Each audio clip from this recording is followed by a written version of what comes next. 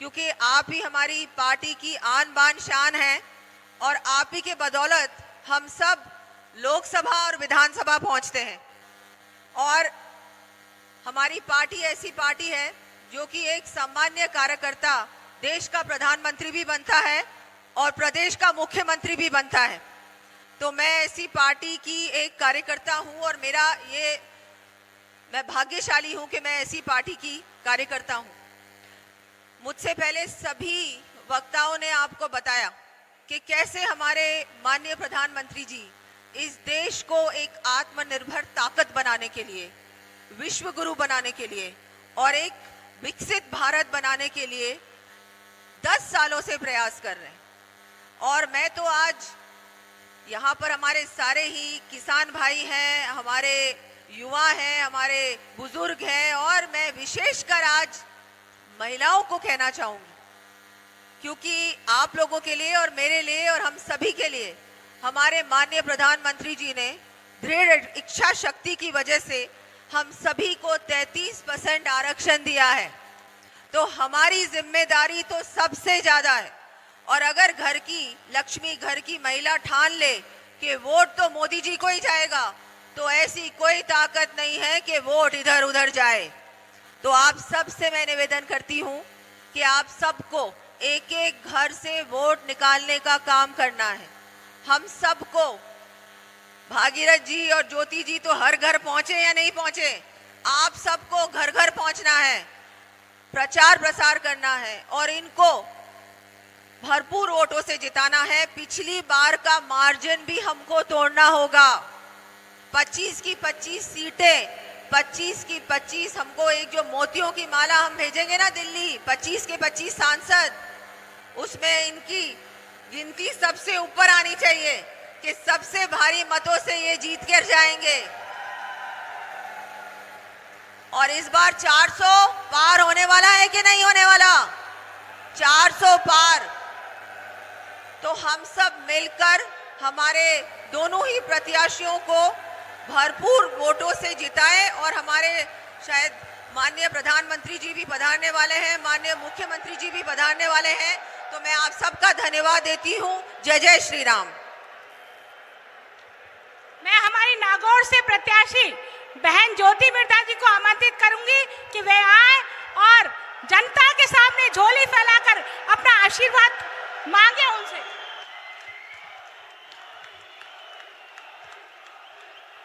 राम राम सा, एक बार जोरदार जयकारा लगाएंगे। बोलो भारत माता की। आज मंच पर उपस्थित सभी भारतीय जनता पार्टी के नेतागण, मेरे सामने विराजमान नागौर, हम सभी स्वागत करेंगे। हमारे आदर्श मुख्यमंत्री भजन लाल जी मंच पे पधार गए हैं। सभी खड़े होकर जोरदार तालियां बजा के स्वागत करें।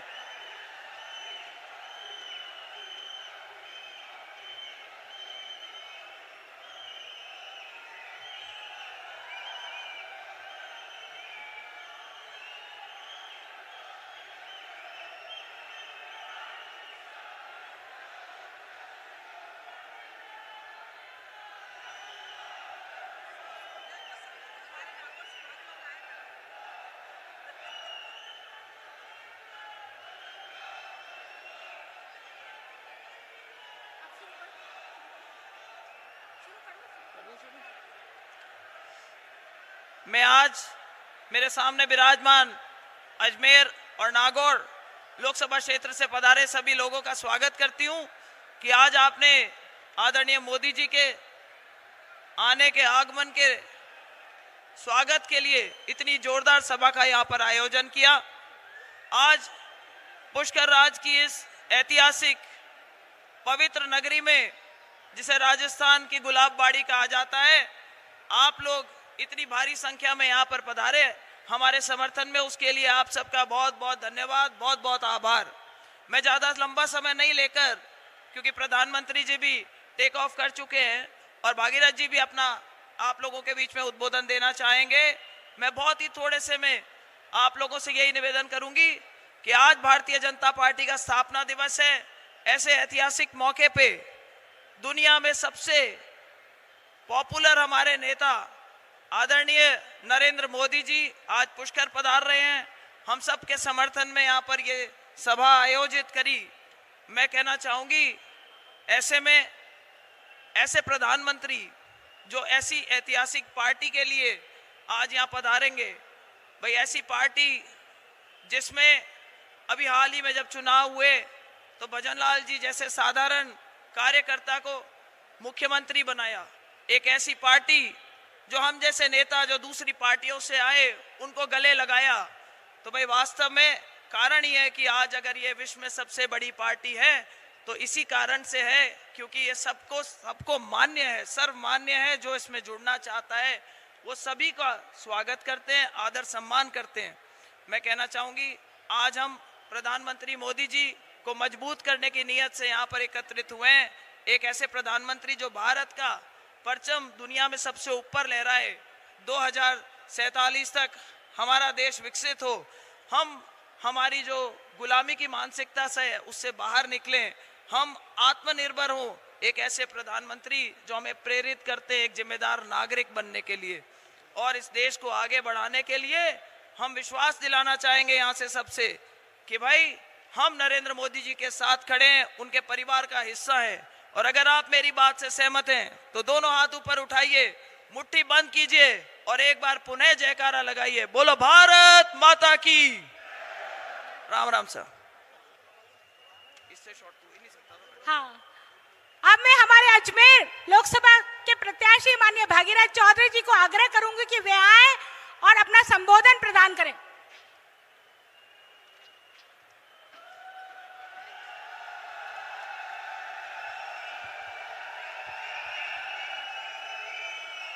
बोले पुष्कराज महाराज की, भारत माता की, वंदे वंदे। चप्पा चप्पा चप्पा चप्पा। आज बहुत बड़ी खुशी की बात है कि सारे तीर्थों के गुरु पुष्कराज में हमारे बीच में इस दुनिया के सबसे लोकप्रिय नेता और हमारे देश के प्रधानमंत्री नरेंद्र भाई मोदी जी थोड़े समय में हमारे बीच में पधारने वाले हैं। आज हमारे बीच में हमारे राजस्थान के यशस्वी मुख्यमंत्री आदरणीय भजनलाल जी शर्मा साहब पधार गए। मैं उनका आभार व्यक्त करता हूं, अभिनंदन करता हूं।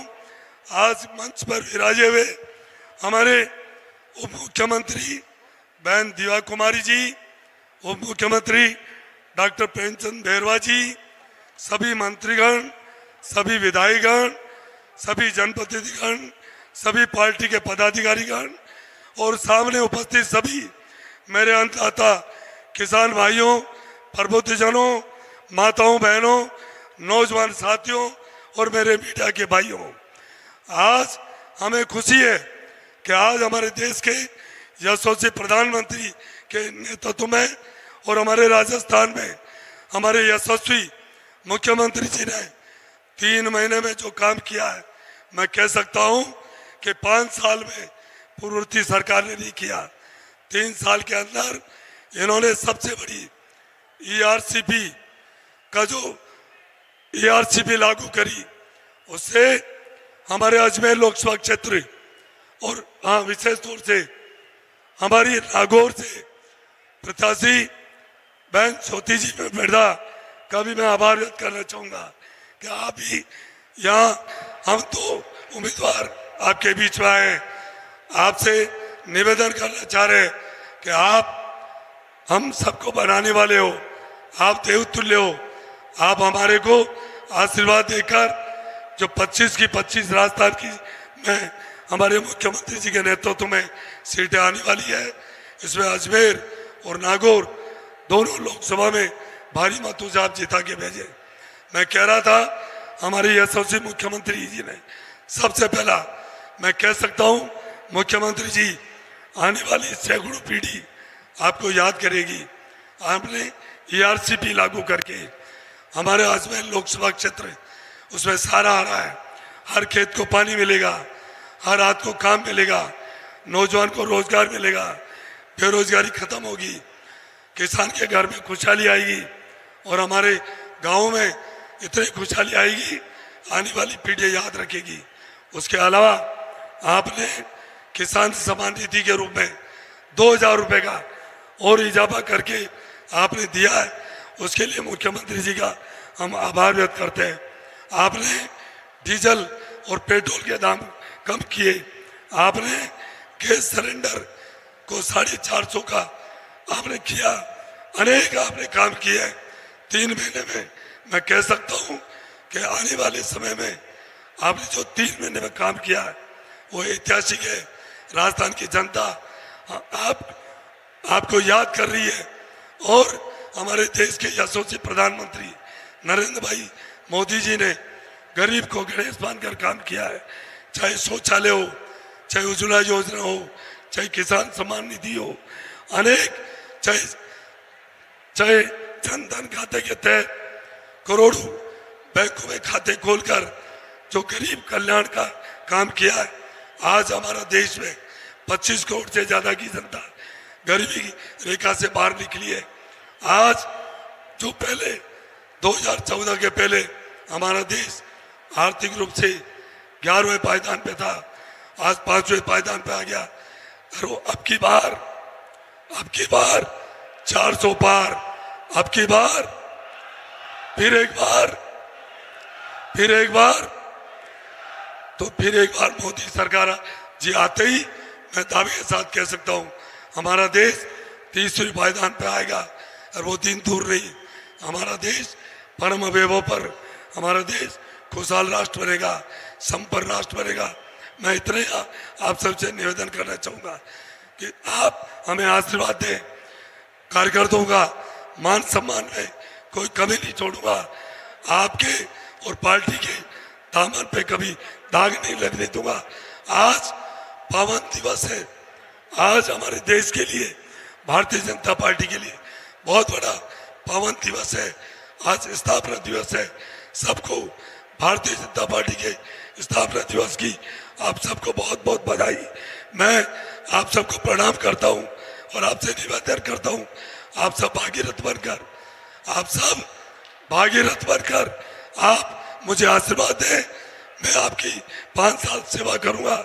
मुझ जैसा साधारण कार्यकर्ता को दोबारा भारतीय जनता पार्टी लोकसभा का उम्मीदवार बना के भेजा है, ये भारतीय जनता पार्टी में संभव है। आप आशीर्वाद देके मुझे विजय बनाए। बहुत बहुत धन्यवाद, बहुत बहुत आभार।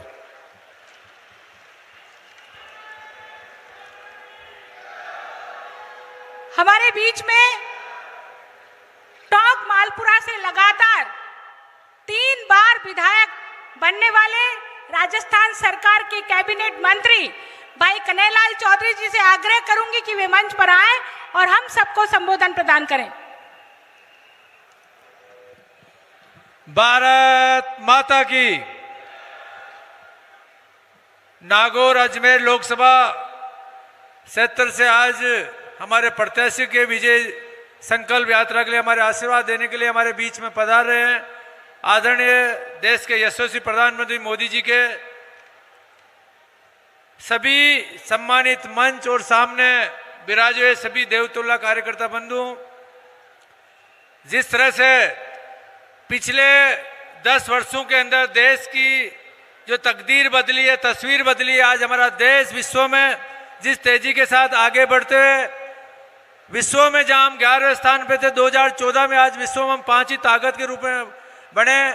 आने वाले समय में हमारा देश विश्व में जिस तेजी के साथ आगे बढ़ रहा है, विश्व में हम 3रे नंबर की ताकत 2028 में कैसे बने, इसके लिए यहाँ से हमारे दोनों प्रत्याशी आदरणीय भागीरथ जी और हमारी नागौर से प्रत्याशी हमारे बहन ज्योति मिर्धा को हमें जिताने के लिए आज मैं आप सबसे निवेदन करना चाहता हूं कि जिस तरह से आपने 4 महीने पहले राजस्थान में डबल इंजन की सरकार बनाने में आप सब लोगों का योगदान रहा और उसी की बदौलत के आज राजस्थान का इन 4 महीनों के अंदर आदरणीय भजनलाल जी के नेतृत्व में जिस तरह से हमारी सरकार ने, भजनलाल जी की सरकार ने आने वाले समय में राजस्थान में जो 60% जनता को पीने के पानी से लेके 5 लाख हेक्टेयर से ज्यादा सिंचित पानी की जो योजना जो बनाई है, विशेषकर नागौर और अजमेर जिले में जहां पानी की सबसे ज्यादा दिक्कत है, उस योजनाओं को पूरा करने के लिए हमें वापस दोबारा देश के प्रधान जो कांग्रेसी सरकार जो राजनीति कर रही है,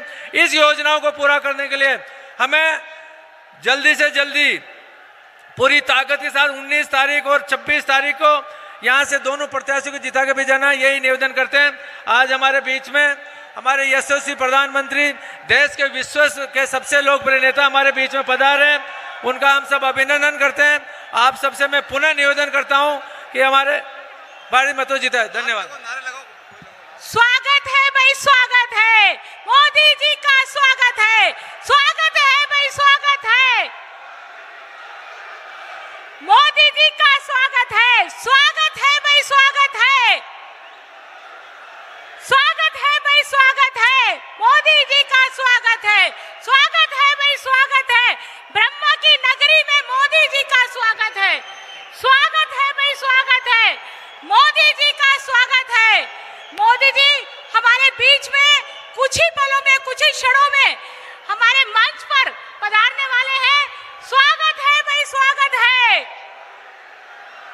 जोर से आवाज लगाएंगे, स्वागत है भाई, स्वागत है, स्वागत है भाई, स्वागत है,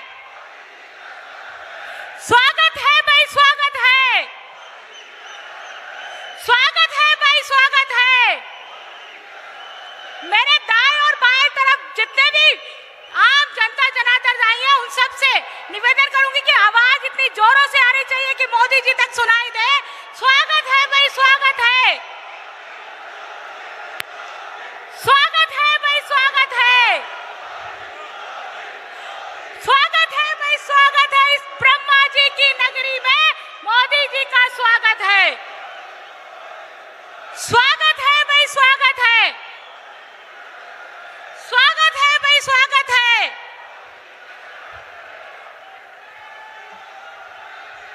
मोदी जी है तो मुमकिन है, इस वाक्य को सार्थक करने वाले ऐसे यशस्वी प्रधानमंत्री माननीय मोदी जी हम सब के बीच में पधार गए हैं। हम सब करतल ध्वनि से आज भारतीय जनता पार्टी के इस स्थापना दिवस पर अजमेर के इतिहास में यह दिन लिखा जाने वाला है। इस दिन के स्वागत के लिए हम सब तालियां बजा। मोदी जी हमारे बीच में पधार रहे हैं।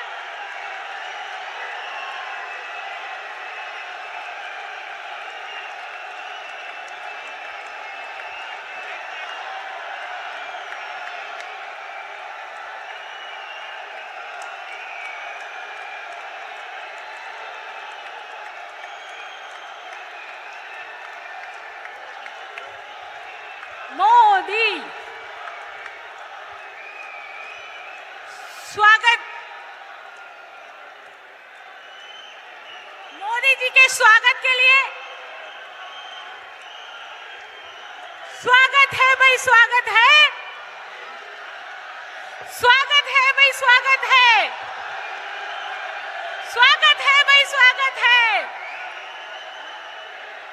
स्वागत है भाई, स्वागत है।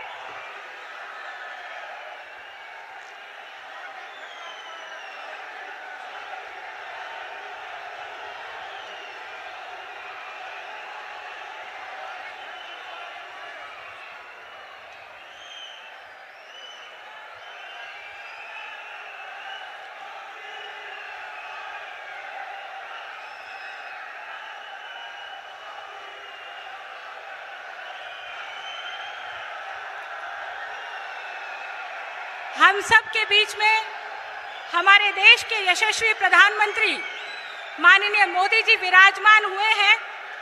भारत की सांस्कृतिक विरासत का सम्मान दिलाने वाले, राम से राष्ट्र को जोड़ने वाली संकल्पना को सार्थक करने वाले मां भारती के लाल हम सब के लिए प्रार्थना करने वाले ऐसे नरेंद्र भाई मोदी जी का इस वीर भूमि में, ब्रह्मा जी की इस नगरी में हार्दिक स्वागत है, अभिनंदन है। मैं इस स्वागत की परंपरा को आगे बढ़ाते हुए हमारे माननीय राजस्थान के मुख्यमंत्री भजन लाल जी से आग्रह करूंगी। हाँ, चलो।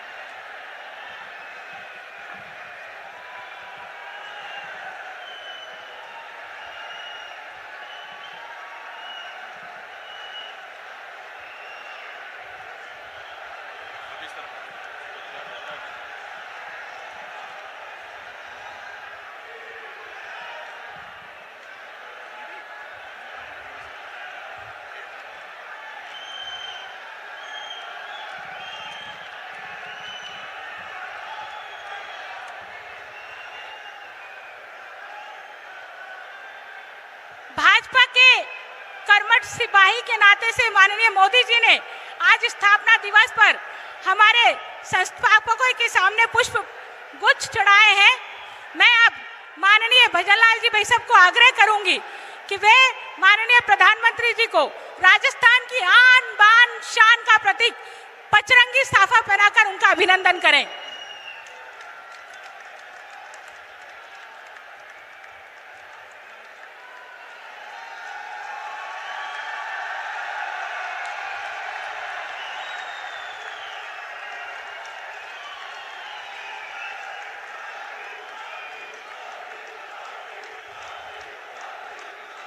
मैं महिला शक्ति के रूप में इस मंच पर विराजमान हमारी उप मुख्यमंत्री दिया जी, मंजू जी, अलका जी को आग्रह करूंगी कि वे स्मृति चिन्ह दे करके माननीय प्रधानमंत्री जी का अभिनंदन करें।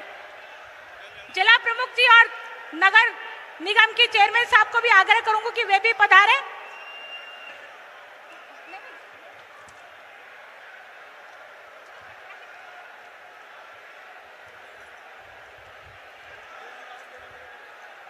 मैंने बोल दिया उनको, पता है मुझे।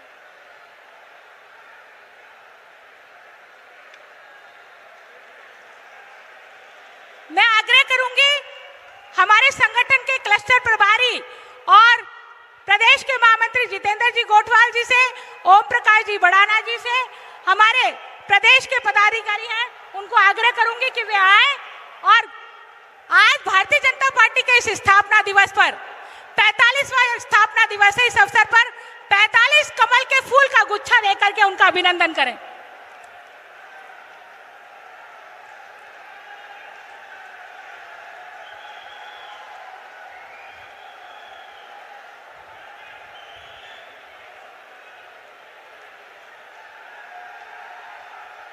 मैं आग्रह करना चाहूंगी हमारे कैबिनेट मिनिस्टर सुरेश जी रावत,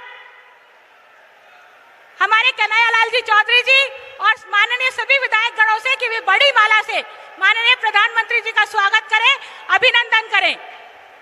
सभी विधायक गण, सभी हमारे मंत्रीगण पधारें और माननीय प्रधानमंत्री जी का अभिनंदन करें, स्वागत करें।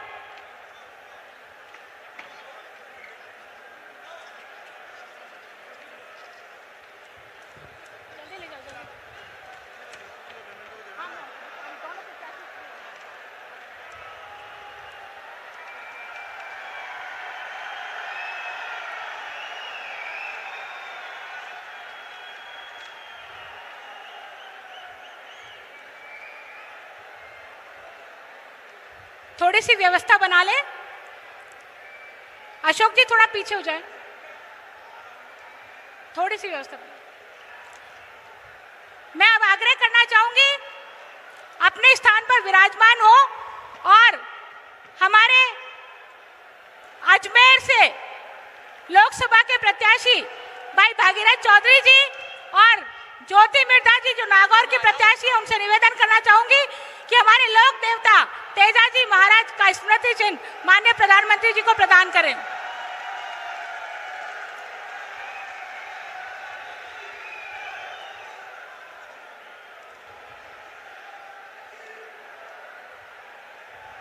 अब मैं हमारे प्रदेश के मुख्यमंत्री माननीय भजनलाल जी को आग्रह करूंगी कि वे जनता जनार्दन को संबोधन प्रदान करें।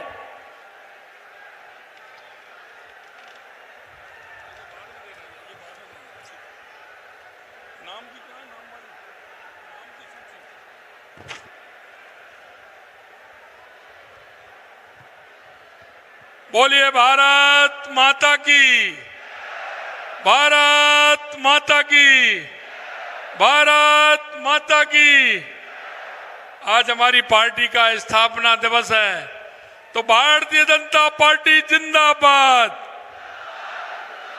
भारतीय जनता पार्टी जिंदाबाद, भारतीय जनता पार्टी जिंदाबाद। आज के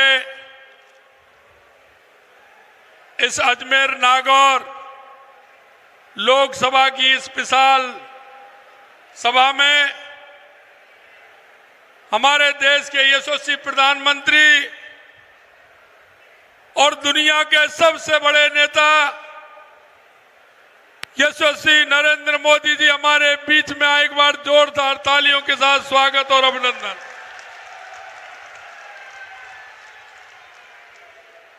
आज हमारा पार्टी का स्थापना दिवस भी है। मैं इस अवसर पर सबसे पहले आप सभी को पार्टी के 45वें स्थापना दिवस की बहुत बहुत शुभकामनाएं और बधाई देता हूं। मित्रों, आज के हमारे इस कार्यक्रम में हमारी कैबिनेट में हमारी उप मुख्यमंत्री दिया कुमारी जी, उप मुख्यमंत्री प्रेमचंद जी बैरवा साहब, लोकसभा प्रत्याशी भागीरथ जी चौधरी, अजमेर लोकसभा प्रत्याशी नागौर ज्योति मिर्धा जी,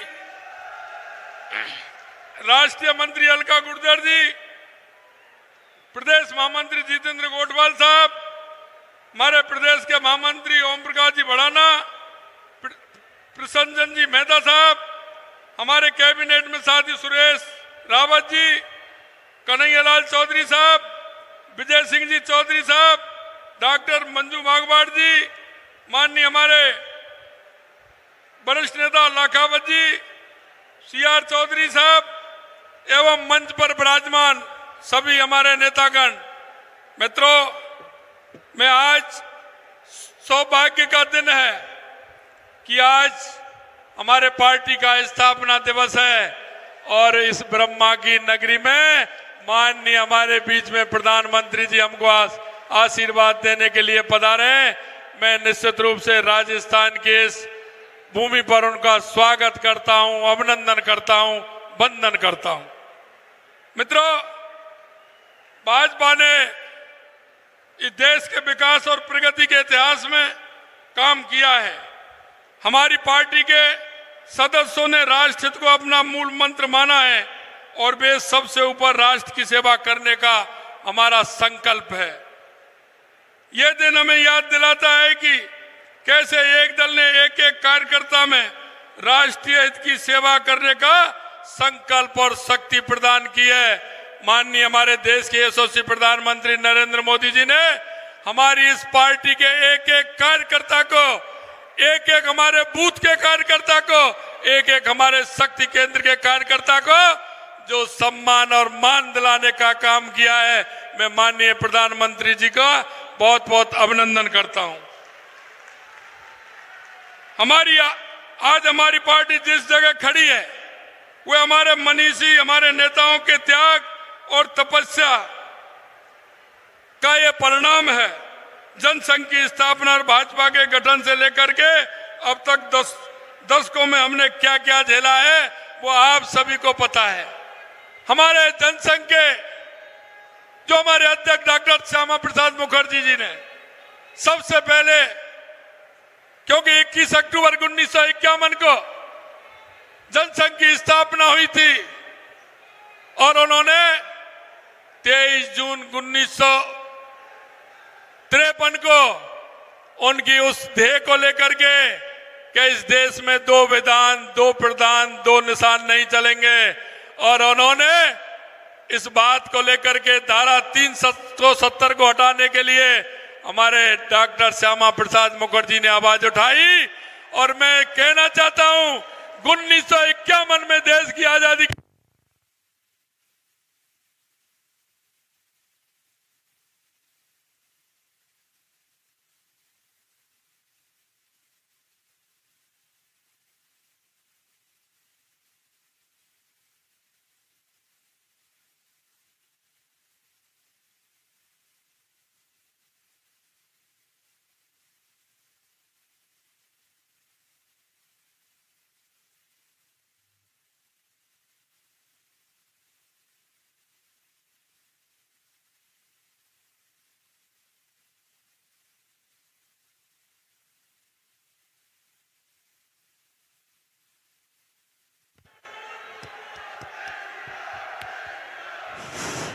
जो आवाज उठाई थी भारत माता की, जो आवाज डॉक्टर श्यामा प्रसाद मुखर्जी जी ने उठाई थी, वो आवाज को इतने दिन बाद जो भारतीय जनता पार्टी और जनसंघ ने वायदा किया था कि धारा 370 हटाएंगे, मैं आज आप देख रहे हो देश के यशस्वी प्रधानमंत्री नरेंद्र मोदी जी ने जो डॉक्टर श्यामा प्रसाद मुखर्जी के सपने थे उनको पूरा करने का काम हमारे प्रधानमंत्री जी ने किया है।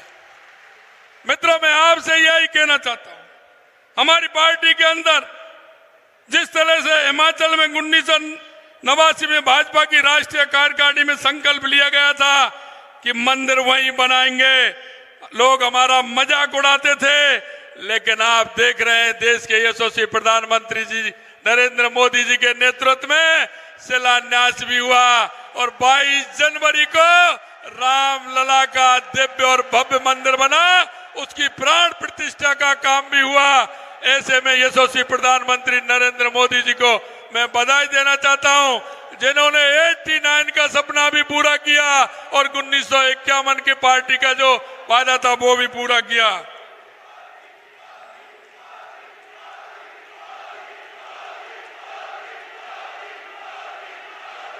मित्रों, मैं बताना चाहता हूं 500 साल का जो संघर्ष था, 500 साल का जो संघर्ष था चंद मिनटों में समिट गया 22 जनवरी को जब रामलला की प्राण प्रतिष्ठा का कार्यक्रम हुआ। मैं आपसे निवेदन करना चाहता हूं, क्योंकि हमारा ये साधु संतों का देश है, ये ब्रह्मा जी की नगरी है।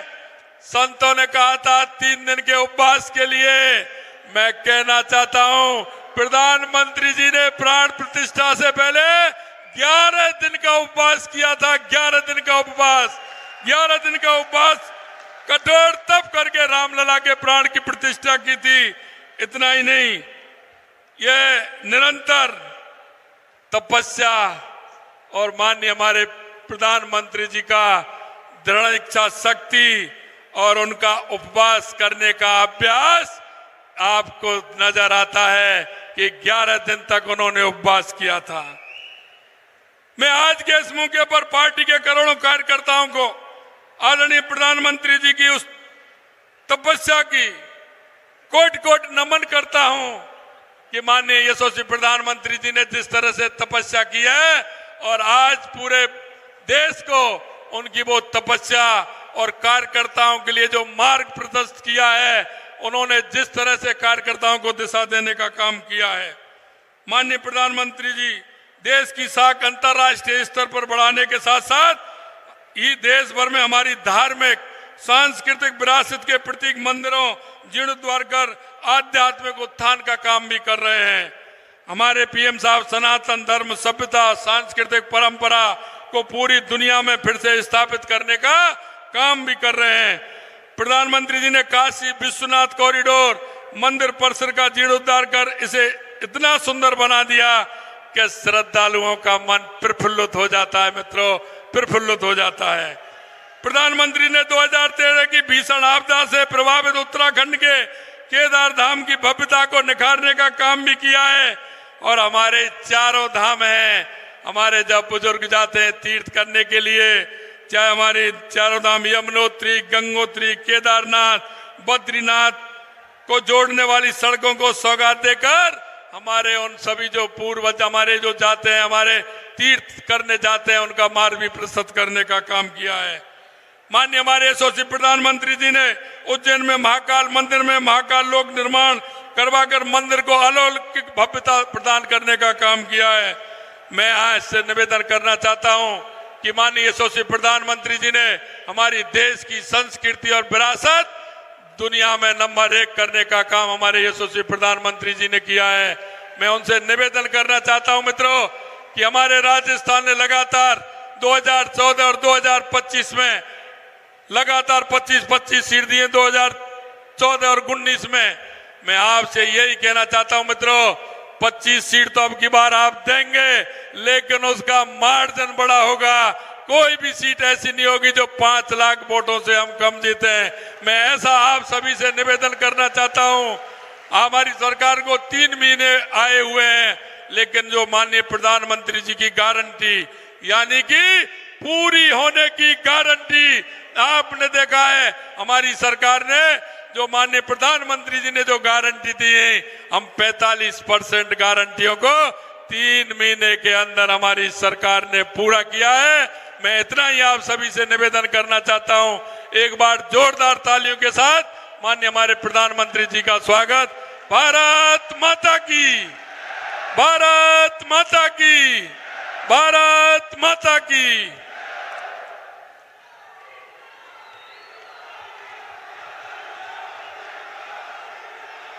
माननीय प्रधानमंत्री जी का, माननीय श्री नरेंद्र भाई मोदी जी के समय का क्षण क्षण और शरीर का कण कण इस भारत देश की जनता जनार्दन के लिए है।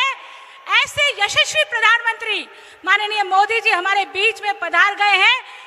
मैं उनसे विनम्र आग्रह करूंगी कि जनता जनार्दन आपको सुनने के लिए आतुर है।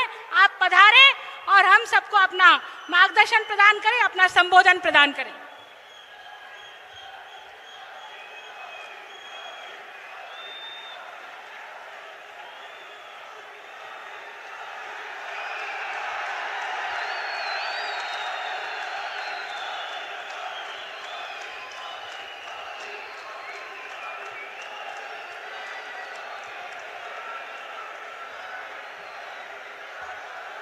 राम राम सर।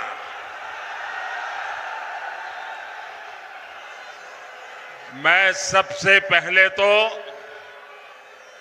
इतनी बड़ी तादाद में मेरी जहां भी नजर पड़ती है मुझे माताएं बहनें दिख रही हैं। मैं उनको विशेष रूप से प्रणाम करता हूं कि आप इतनी गर्मी में हम सबको आशीर्वाद देने के लिए इतनी बड़ी संख्या में आए हैं। शायद राजस्थान नया इतिहास लिखने जा रहा है। माताएं बहनें, मैं सर झुका करके आपको प्रणाम करता हूं। जय पुष्कर राजरी। परम पिता ब्रह्मा जी री जय। जय श्रीमन नारायण। सावित्री माता री जय। अजमेर, नागौर, ये क्षेत्र वीर तेजाजी महाराज और मीराबाई की आध्यात्मिक भूमि है। ये क्षेत्र राष्ट्र गौरव पृथ्वीराज चौहान जैसे शूरवीरों की शौर्य भूमि है। मैं इस महान धरती से राजस्थान की इस महान अनगिनत विभूतियों को सर झुका करके नमन करता हूं। साथियों, आज 6 अप्रैल को ही भारतीय जनता पार्टी की स्थापना हुई थी। ये संयोग देखिए कि आज ही मुझे पुष्कर क्षेत्र में आने का सौभाग्य मिला है।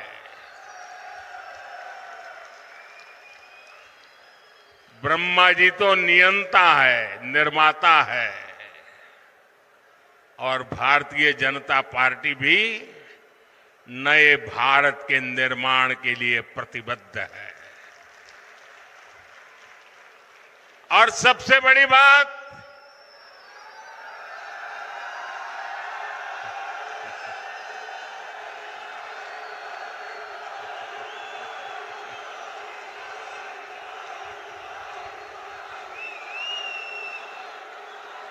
हमारा ये क्षेत्र कमल से इस क्षेत्र का संबंध है और भाजपा की पहचान भी देश के कोने कोने में कमल खिलाने जा रही है।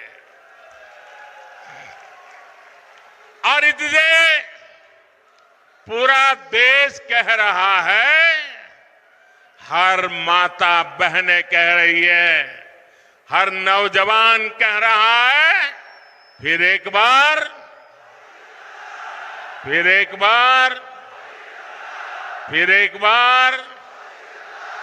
4 जून 400 पार, 4 जून।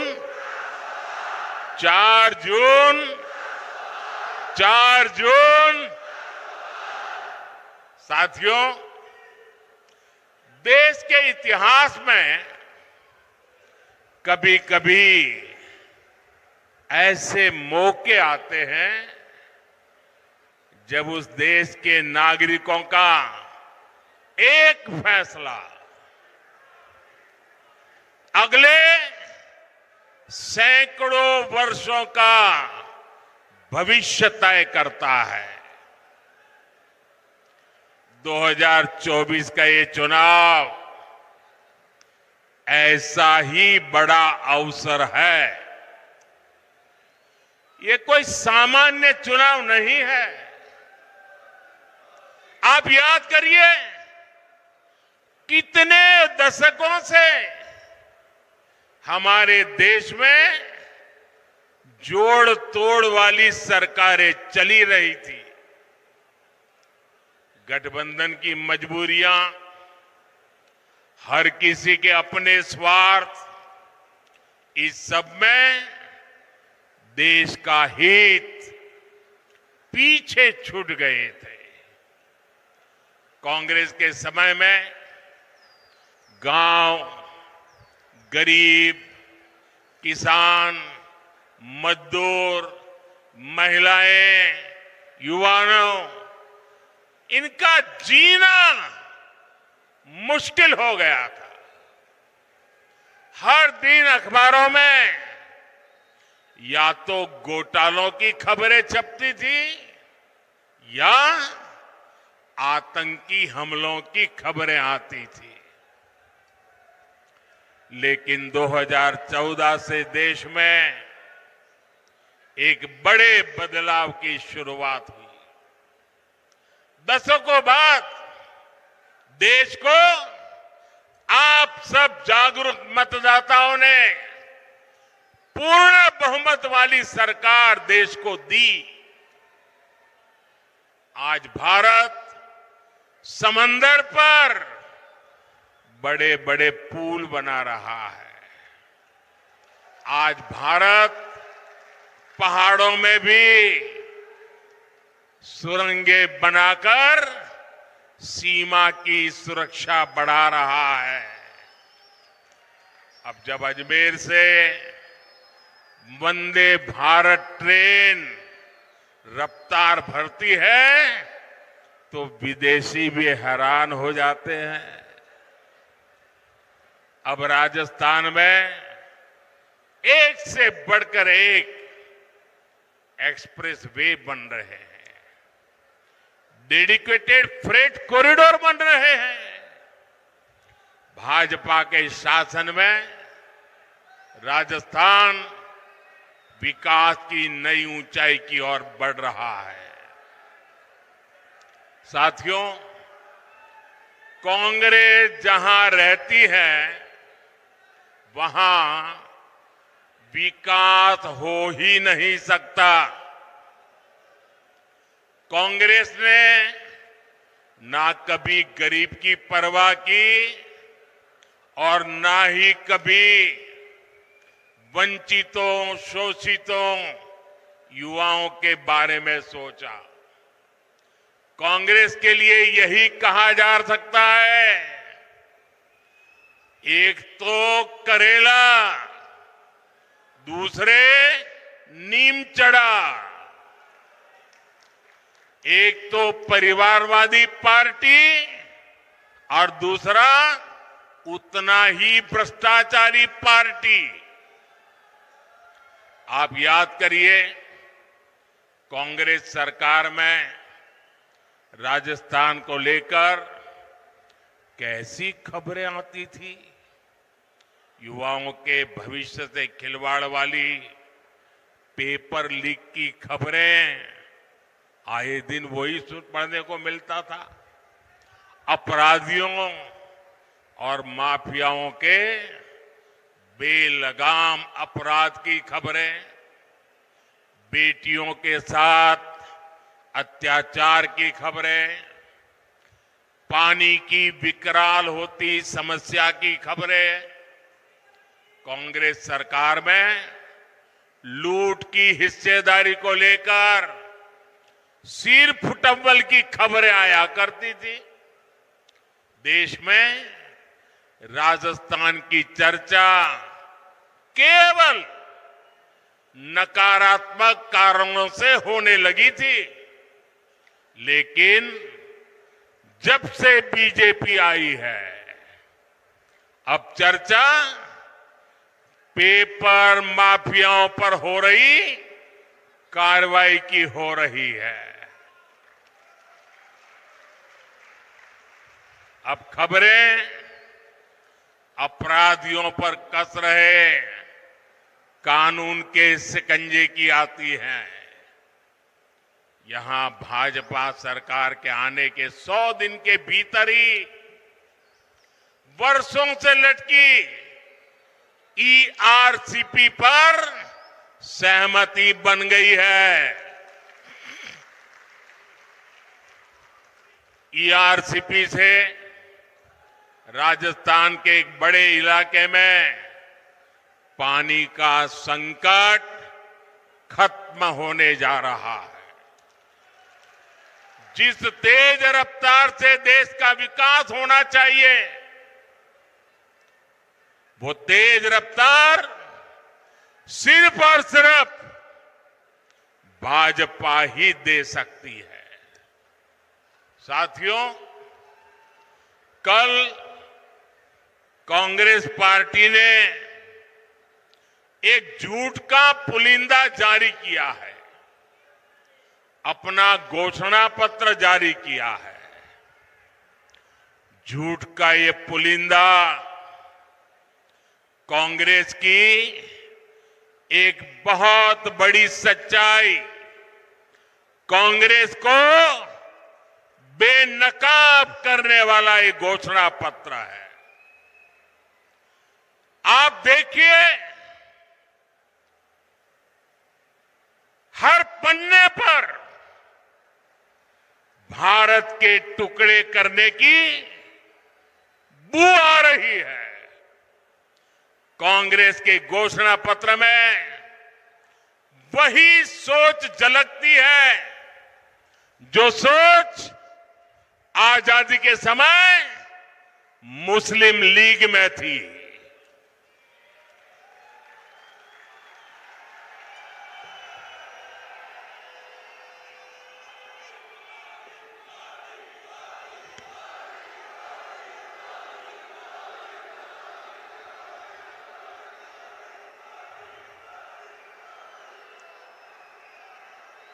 मुस्लिम लीग के उस समय के विचारों को कांग्रेस आज भारत पर थोपना चाहती है। मुस्लिम लीग की छाप वाले इस घोषणा पत्र में जो बचा खुचा हिस्सा था, उसमें वामपंथी लेफ्टिस्ट हावी हो गए हैं। और अब देखिए, आज की कांग्रेस के पास न सिद्धांत बचे हैं और न ही नीतियां बची है। ऐसा लग रहा है कांग्रेस सब कुछ ठेके पर दे चुकी है, पूरी कांग्रेस पार्टी को आउटसोर्स कर चुकी है। आप मुझे बताइए, क्या ऐसी कांग्रेस देश हित में कोई काम कर सकती है? देश हित में कोई काम कर सकती है? भाइयों बहनों, घोषणा पत्र देखोगे तो ये भारत को पिछली शताब्दी में धकेलने का एजेंडा लेकर के आए हैं। क्या हमें आगे जाना है कि नहीं जाना है? आगे जाना है कि नहीं जाना है? आगे बढ़ना है कि नहीं बढ़ना है? क्या भारत को पिछली शताब्दी में धकेलने देंगे? साथियों, गरीब और वंचित वर्ग की तरह ही कांग्रेस ने कभी नारी शक्ति की परवाह नहीं की। मेरी माताएं बहनें, आपकी ये जो जागरूकता है ना, ये कांग्रेस को उसके पिछले अनेक दशकों के पाप का जवाब मांगने के लिए तैयार हो गई है शक्ति। आजादी के बाद पीढ़ी दर पीढ़ी देश की करोड़ों बेटियों का जीवन कष्ट में बीता, तो उसके लिए जिम्मेवार कौन है? उसके लिए जिम्मेवार कौन है? इसके लिए जिम्मेवार कौन है? ऐसी कांग्रेस को सजा मिलनी चाहिए कि नहीं मिलनी चाहिए? ऐसी कांग्रेस को सजा मिलनी चाहिए कि नहीं मिलनी चाहिए? 19 अप्रैल और 26 अप्रैल कमल पे बटन दबाकर ये कांग्रेस को कड़ी सजा देने का समय आ गया है। आप सोचिए, शौचालय के अभाव में बहनों बेटियों को पीड़ा और अपमान झेलना पड़ता था। हमारी माताएं बहनें प्राकृतिक विधि के लिए या तो सूर्योदय के पहले जाना पड़ता था, या तो सूर्यास्त का इंतजार करना पड़ता था, और दिन भर मेरी माताएं बहनें पीड़ा झेलती थी। क्या ये पीड़ा उनको महसूस नहीं हुई? मैं गरीब मां का बेटा हूं।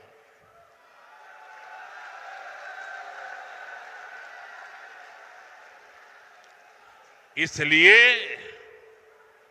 हर मां का दुख दर्द भली भांति समझता हूं।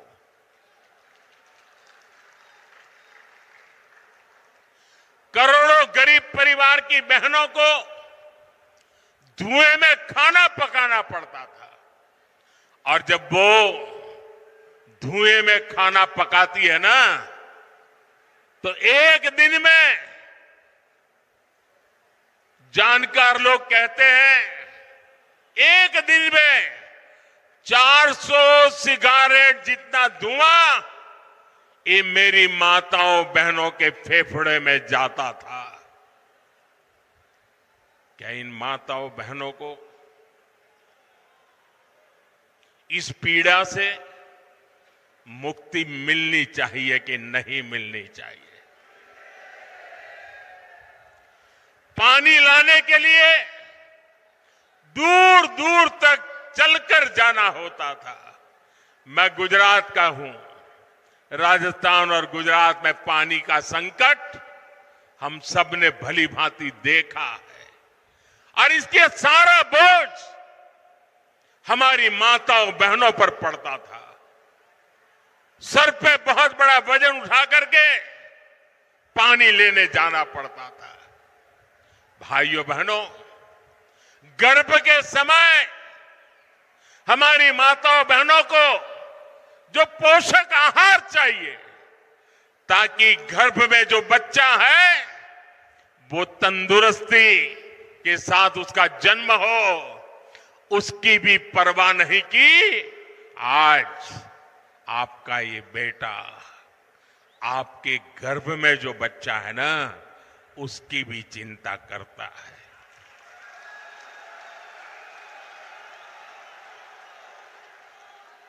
करोड़ों बहनों के पास बैंक का खाता नहीं था। अगर कहीं से थोड़े बहुत पैसे बचा लिए तो या तो अनाज के डिब्बे में रखना पड़ता था। आज मोदी ने इन माताओं बहनों के बैंक में खाते खुलवा दिए। अब देखिए समाज की क्या स्थिति थी।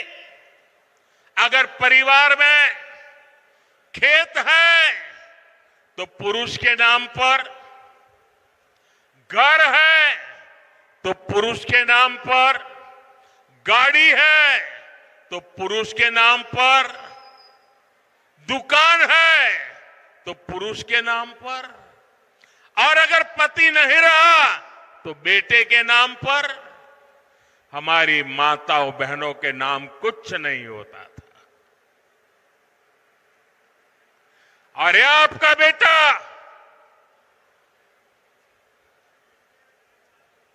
मेरी माताएं बहनें, इस आपके बेटे ने तय किया कि पीएम आवास के जो मकान देंगे ना, वो महिलाओं के नाम पर होंगे।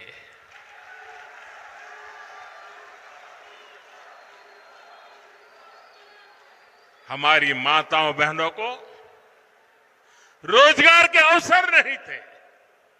बहुत सारे क्षेत्रों में महिलाओं के लिए दरवाजे बंद थे।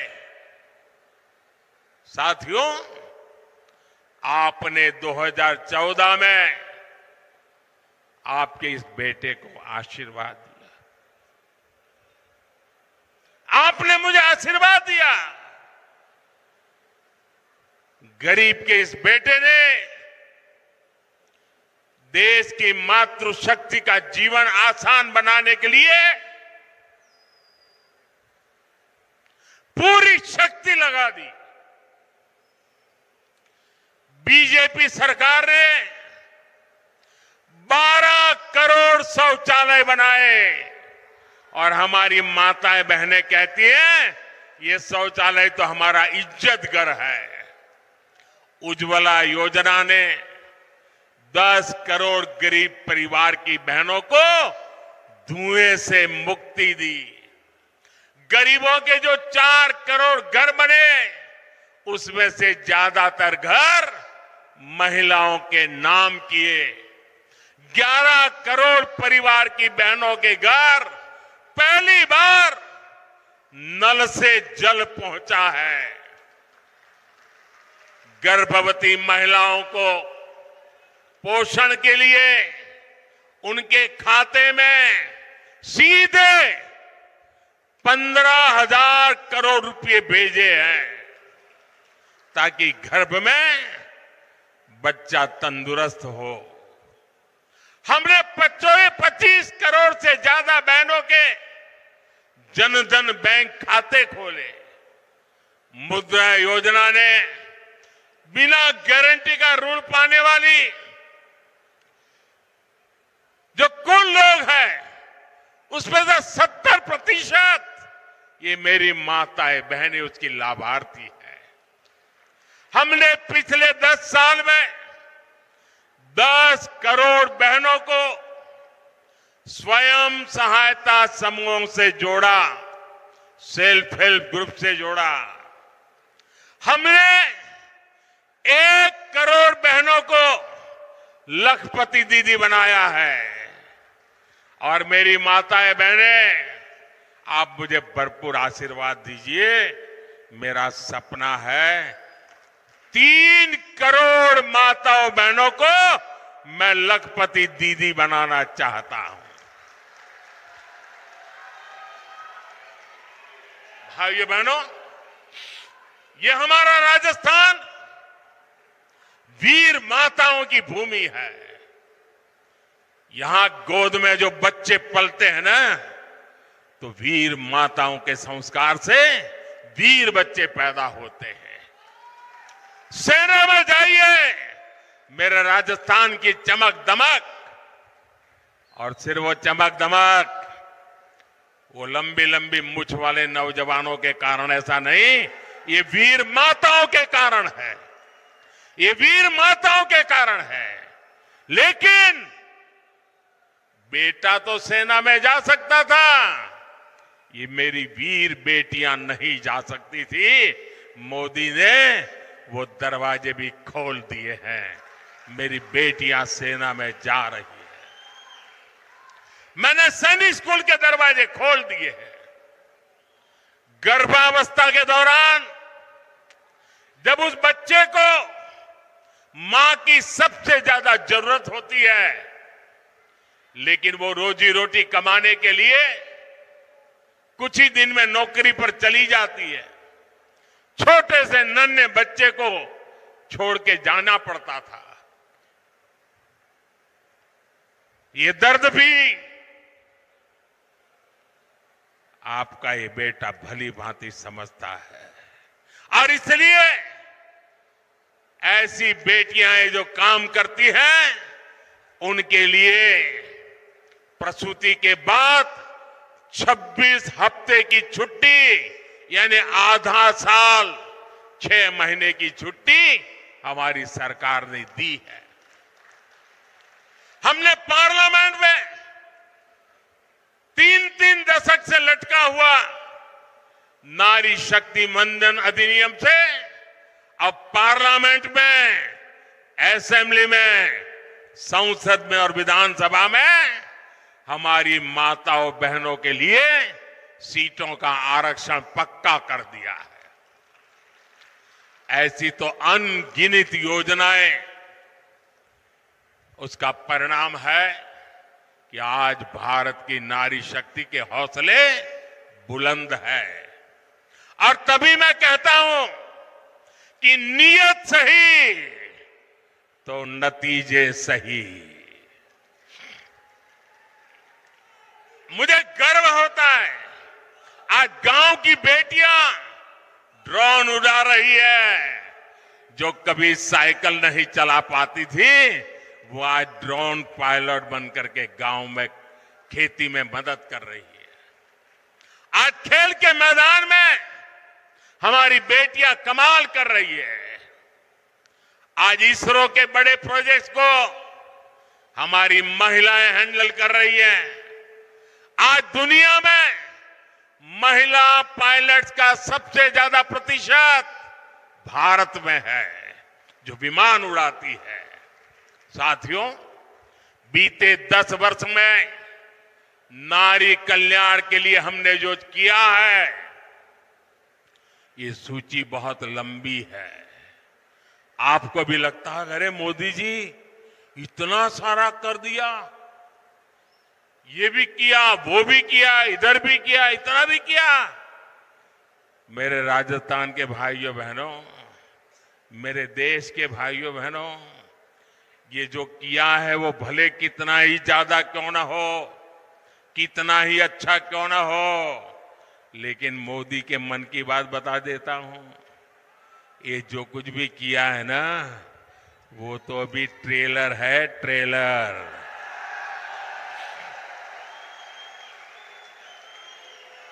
अभी तो हमें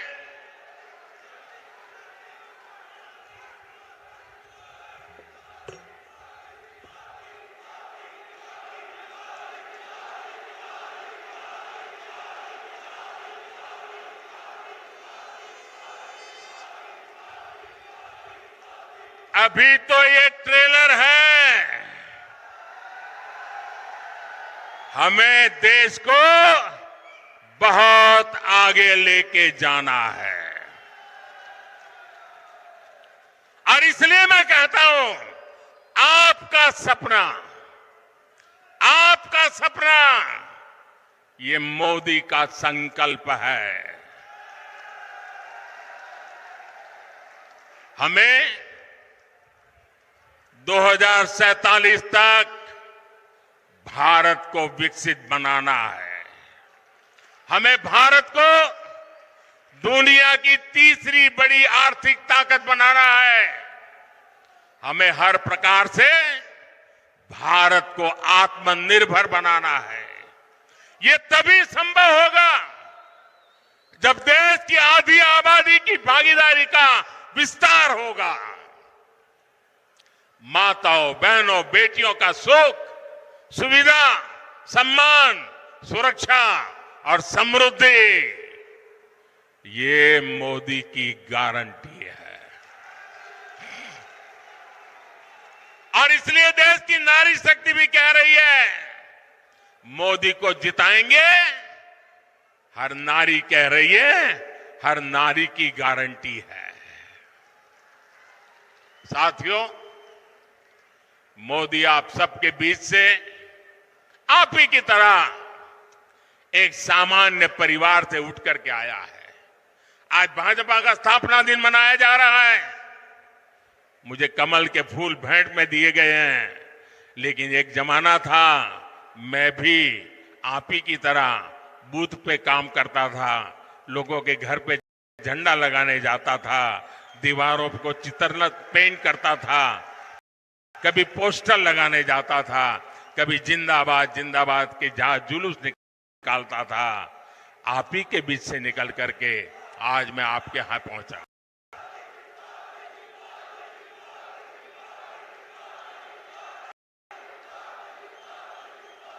साथियों, ये जो देश के बड़े बड़े नामदार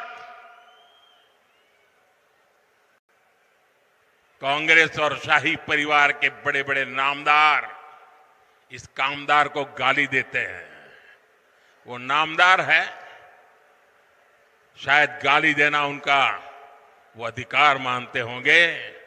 ये कामदार ऐसा है जो हर गाली को पचा जाता है। साथियों, ये मोदी से इसलिए नाराज है क्योंकि मोदी आज देश के गांव गरीब के साथ चट्टान की तरह खड़ा है। जनता के पैसे को लूटना ये लोग अपना खानदानी हक समझते थे। मोदी ने पिछले 10 साल में लूट की इस बीमारी का परमानेंट इलाज कर दिया है। मोदी ने इनकी लूट की दुकान का शटर गिरा दिया है और इसलिए ये बौखलाए हुए हैं। साथियों, इन परिवारवादी भ्रष्टाचारियों के कैसे कैसे खेल होते हैं, मैं आपको एक उदाहरण देता हूं। आज बीजेपी की सरकार देश के 80 करोड़ जरूरतमंदों को मुफ्त राशन देती है। अलग अलग योजनाओं का पैसा सीधा आपके खाते में आता है। 10 वर्ष में हमने 30 लाख करोड़ रुपया, आंकड़ा याद रखिए, 10 साल में 30 लाख करोड़ रुपए से भी ज्यादा गरीबों के खाते में सीधे भेजे हैं। जब कांग्रेस की सरकार थी तब जो भी पैसा सरकार द्वारा भेजा जाता था तो बीच में ही लूट जाता था। अब आप सोचिए, कांग्रेस के प्रधानमंत्री ने कहा था कि दिल्ली से 1 रुपया भेजते हैं तो 15 पैसा पहुंचता है। कहा था कि नहीं कहा था? कांग्रेस के एक प्रधानमंत्री ने कहा था ना कि दिल्ली से 1 रुपया भेजते हैं तो 15 पैसा पहुंचता है। अगर 30 लाख करोड़ रुपया उनके पास होते तो क्या होता, मुझे बताइए। अब 1 रुपया भेजते हैं, 15 पैसा पहुंचता है, तो वो कौन सा पंजा है जो बीच में से रुपये मार लेता है? भाइयों बहनों, हमने जांच कराई तो पता चला कि कांग्रेस ने 10 करोड़ से ज्यादा ऐसे फर्जी लाभार्थी बनवा कर रखे थे जिनका कभी जन्म ही नहीं हुआ था, पैदा ही नहीं हुए, लेकिन योजनाएं उनके नाम पर चढ़ जाती थी।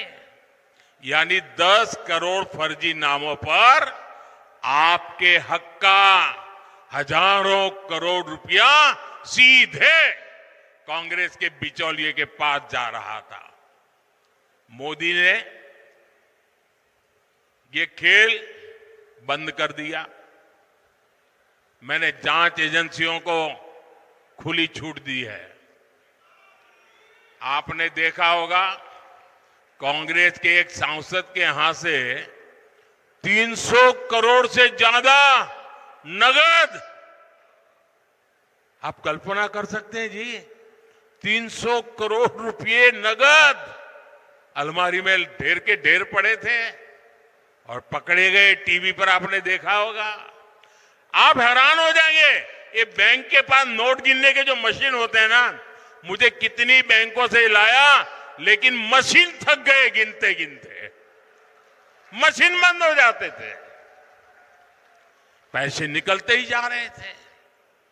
कांग्रेस का घमंडिया गठबंधन मोदी से परेशान है, इसलिए चिढ़ता है, गुस्सा करता है, गाली देता है। लेकिन कांग्रेस के लोग समझ ले, आप जितना कीचड़ उछालोगे ना, जितना कीचड़ उछालोगे, कमल उतना ही ज्यादा खिलने वाला है।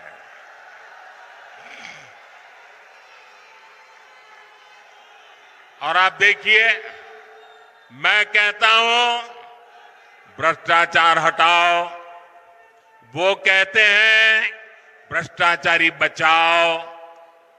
अभी देखिए, कांग्रेस पार्टी चुनाव जीतने के लिए रैली नहीं कर रही है, भ्रष्टाचारी को बचाने के लिए रैली कर रही है।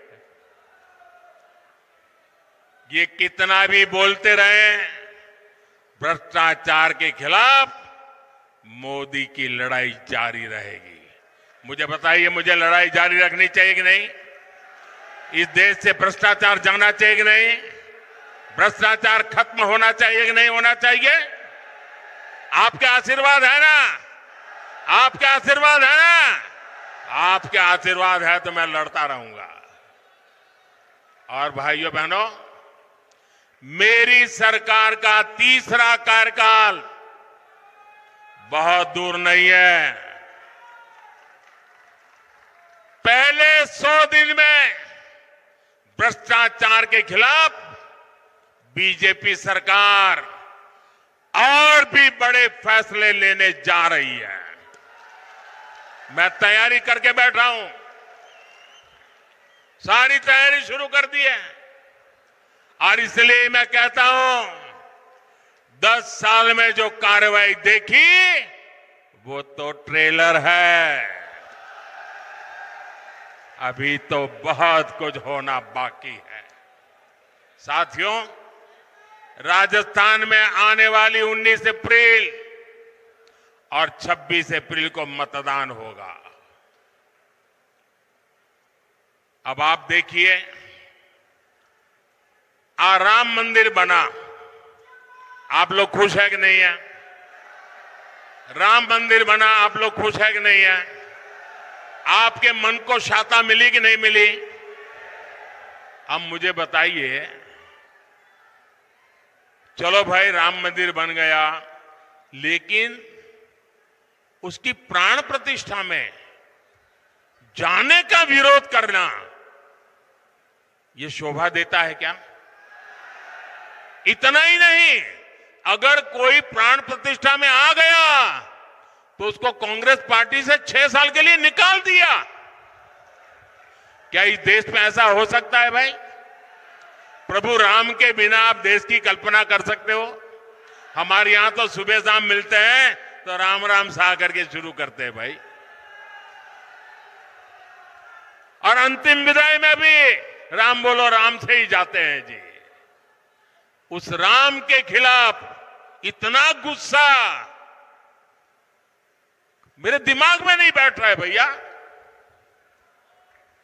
प्रभु राम अपने घर विराजे, और ये रामनवमी आ रही है, सज धज के लोग मनाने वाले हैं।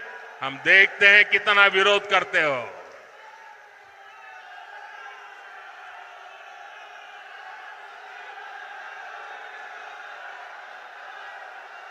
साथियों, 19 अप्रैल और 26 अप्रैल 2 दिन मतदान के हैं राजस्थान में। इस बार भारतीय जनता पार्टी ने अजमेर से हमारे साथी भागीरथ चौधरी जी को एक बार फिर उम्मीदवार बनाया है और नागौर में मेरी छोटी बहन ज्योति मिर्धा जी ने जिम्मेवारी संभाली है। इन दोनों प्रत्याशियों को आपका एक एक वोट मोदी को मजबूत करेगा और मुझे विश्वास है राजस्थान से इस बार भी 25 की 25 सीटें देना ये राजस्थान ने तय कर लिया है। लेकिन इसके लिए हमें पोलिंग बूथ जीतना है। हमारी पूरी शक्ति पोलिंग बूथ जीतने में लगनी चाहिए। गर्मी कितनी ही तेज क्यों न हो, सुबह सुबह मतदान हो जाना चाहिए। तो मेरी ये बात घर घर पहुंचाओगे? मतदाताओं का आज जितना मैंने भाषण किया वो बताओगे? हर माताओं बहनों को बताओगे?